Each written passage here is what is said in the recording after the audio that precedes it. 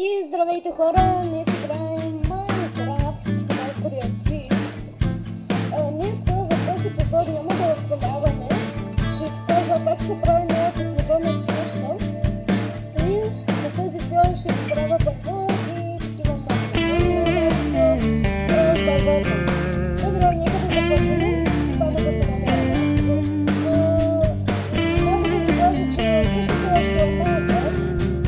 И така, нека да започваме. Сега ще ви покажа какви материали ни трябва. Аз само да намерим място. Значи, избирам да си няма да си няма да си трябва. Ако се представи много късно, също се взимате на необикновено. Това е работно, това е така. Тук правите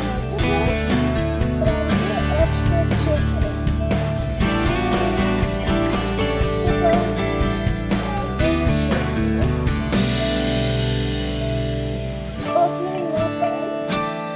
4. Само да кажа, че къщичката ще е малка.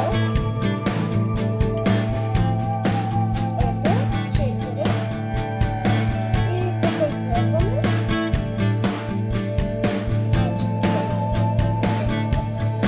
И ето 4. Страната мисля да направим. После свързваме така дълго.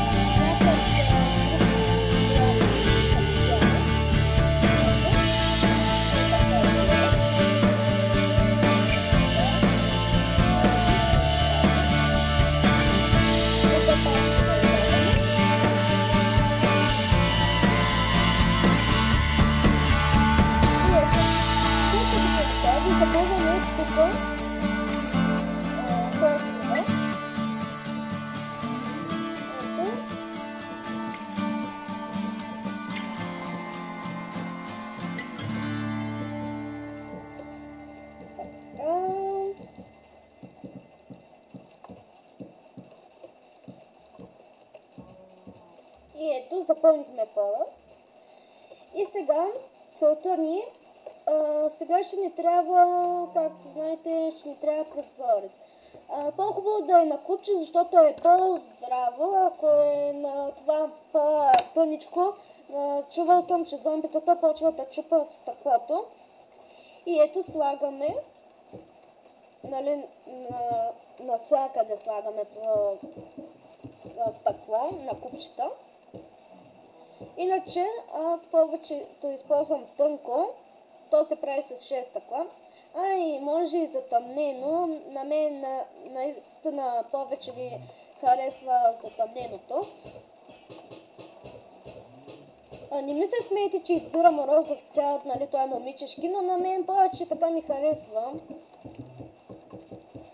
И ето, направихме половината част на прозорците.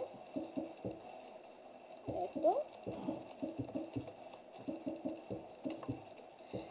Мисля, че ви е харесал моя канал, надявам се. И ето завършихме стъклата. Подът.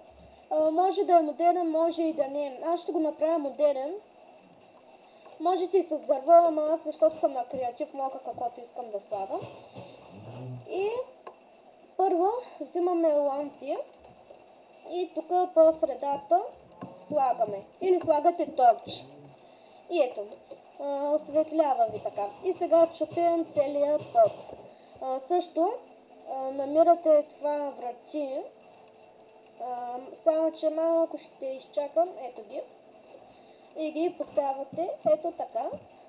И можете да си ги отваряте. Така. Както казах, изкопаваме подът и то целия.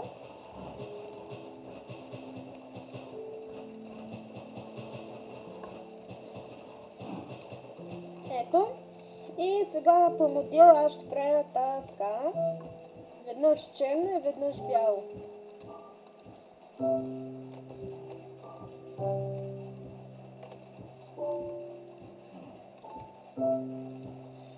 Пишете в коментарите следващия път да пусна ли някаква песен за настроение или да пускам това песента на Майнкрафт. Ето.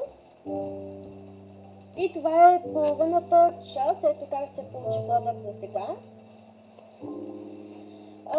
После правите ето така, тук, тук, тук, тук и запълвате. И това според мен е модел, защото се получава много хубаво. Това е като подът на Фреди. Нали там, дето е някаква страшна игра, дето Фреди те почва да те гони след часовете. И ето, това си е къщичката. За сега. Добре, като влезем, нали, трябва да организираме. За по-хубаво взимаме торч. Намираме къде е торча. Ето го. И ги слагаме така за красота. И това е. Сега слагаме както всяка къща чест, крафти тейбъл, пеещ или печка и можем един ендър чест да сложим. И тук слагаме, тук можем така да го направим. Тук така, тук така, не може. И тук така. И тези неща могат да са ви така разпределени. Сега за красота можем да сложим няколко цветенца. Сега трябва да намеря кофичка. Ето. Тук можете за красота да ги сложите. Опс, извинете. Сбърках редът. Ето така. И тук също можете. И ето за красота е така да стане. После можете да си направите растения като това. За красота, нали? За целта ще ви трябва едно дърво и малко листа. Листата да знаете, че се взимат от щипка. А щипката се я прави с два айрона. И слагаме едно дърво така и тук. Само че трябва да е изправено напред, нагоре и слагате така. Така. И ето, така се получава една хубава къщичка. И сега как да направим покрива. Значи взимаме същия цвят тук и тук запълваме. И правим после стълби. Ето така. И се качваме на покривът. Покривът, малко, тя е по-трудната част. Тук можете да сложите знаме. Бяло, зелено, червено, ама не знам дали ще стане. За сега не съм го пробвал. Тук може ли да се слага? Мисля, че може. Ама ще трябва повече място. Да.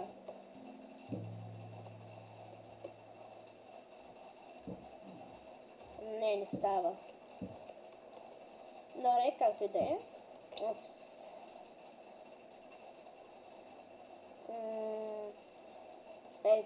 С кое дърво беше? С това. Това е дървото на джунглата. Ето. И сега почваме да правим покривът. Ще ви трябва стълбички. Това не са стълби, по-точно столче. И слагате ето така, по този ред. И запълвате навсякъде.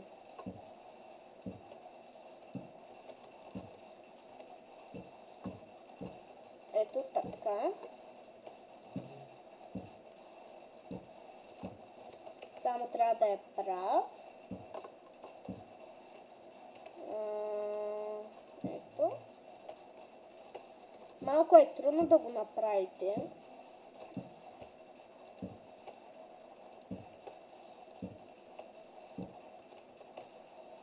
И запълнихме го. Сега тук. Пишете в коментарите, ако ви хареса къщичката ми, как, по кой начин правя къщата. Ако не ви хареса, пишете в коментарите, че не ви харесва и малко ще се упражнявам за други къщи. И ето, запълваме така. Ето.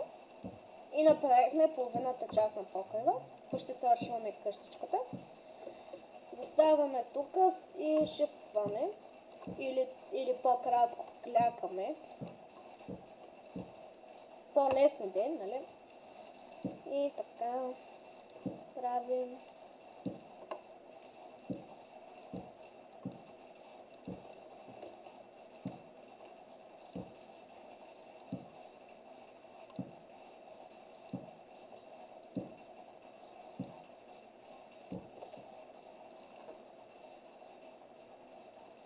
Малко засича играта, не знам на вас дали ви засича. Защото на мен много не засича. Сигурно защото строя доста. И малко ще полита, за да ми отмине засичането. Мисля, че е готово. Ето, слагаме тук, така.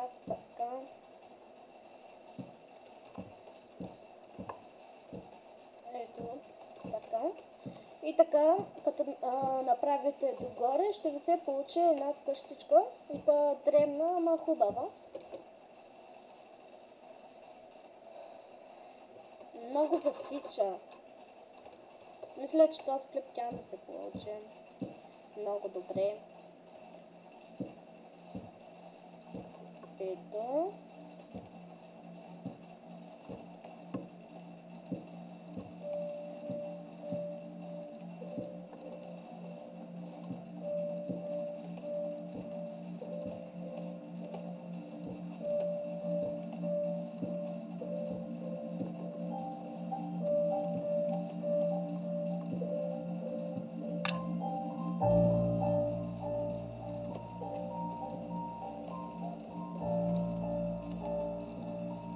И ето така.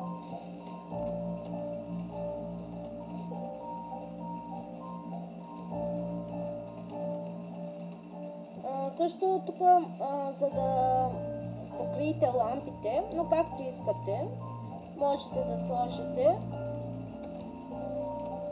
ето така да скриете лампите. Пак свети.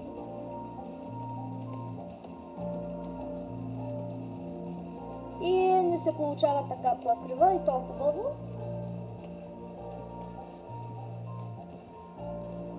Ето така. Така.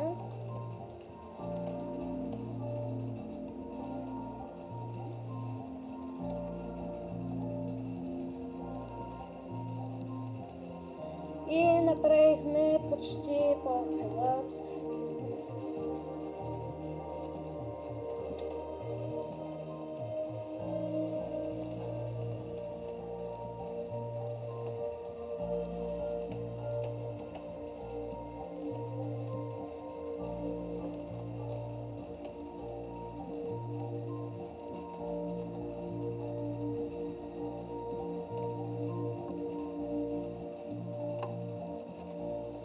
ето, свършихме. За последната част така правите. И така. И ето ни го покриват. После, за да пушите, за целта ще ни трябва пайжена. Извинете, че много засича този път играта. Сигурно съм я пуснала на доста силна версия и то е по-слаба за моя компютър.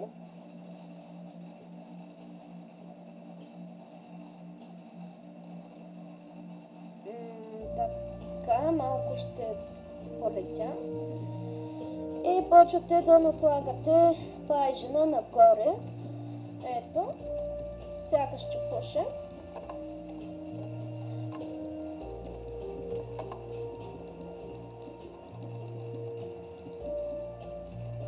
И ето, дано да ви е харесала къщичката. Там горе покривът можете да правите много неща. Например, да сложите легла за лягане. Ето. Тук се качвате и виждате своя таван, както сте го направили. И сега можем да сложим малко легалца. Ето. И букшоп. Книги можем да сложим, само да ги намеря. Ето. И слагате така. Буп, буп, буп, буп. Или можете да ги съедините. Ето така. И тук да сложите книгите. А тук можете да сложите цветенца.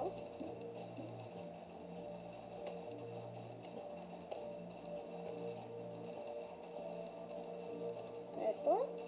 И ето така се получава. От другата страна можете там да сложите чест или нещо такова. Каквото искате. Ами това беше от мене. Дано да ви е харесала къщичката. Само да изляза. Ето. Дано да ви е харесала. Надявам се и клипът да ви е харесал. Ще се спазя да ви покажа на светло как изглежда. Ето така изглежда къщичката. И дано да ви е харесал клипът. Харесвайте, коментирайте и се абонирайте. Довиждане!